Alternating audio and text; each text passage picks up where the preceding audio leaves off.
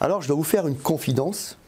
Chaque fois qu'un diagnostiqueur vient pour faire un DPE, on sent une certaine appréhension, un vif intérêt pour savoir quelle étiquette DPE dois-je attendre? Je vais avoir quoi?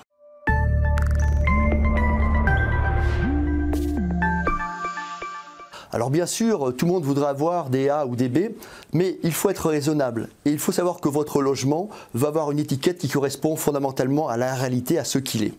Je m'explique. Si votre maison a été construite dans les années 70, alors attendez-vous, sauf à ce que des travaux importants aient été faits, à ce que ce soit plutôt classé G. Ça n'est pas un drame, c'est un logement des années 70. Si vous êtes dans les années 80, 85, votre logement sera très fréquemment classé plutôt E, F, même parfois G. Donc ce qu'il faut retenir, c'est ayons une étiquette qui soit juste, qui soit honnête, qui soit sincère et acceptable par votre acquéreur. Quand votre acquéreur achète votre maison, il voit très bien que votre maison elle a été construite il y a 20 ou 30 ans, ou il y a 10 ans. En revanche, si votre maison a été construite il y a 2 ans, il le voit très très bien. Et en matière d'habitat, vous savez, c'est comme dans l'automobile. Si vous vendez une Renault 5 des années 1980, elle consommera 12 litres au 100. Votre acquéreur comprendra que ça peut être une excellente Renault 5 des années 80 parce qu'elle consomme 12 litres au 100. Mais si vous voulez lui faire croire qu'elle va consommer 3 litres comme une Yaris hybride qui date d'il y a 2 ans, il ne vous croira pas et vous allez vous exposer à des problèmes.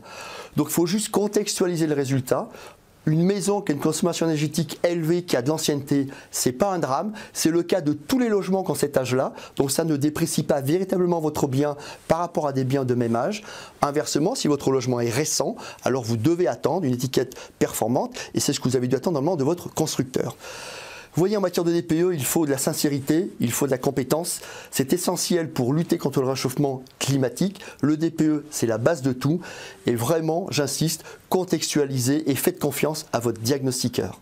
Merci d'avoir suivi cette série consacrée au DPE. Nous avons pris beaucoup de plaisir à vous transmettre notre passion sur le DPE.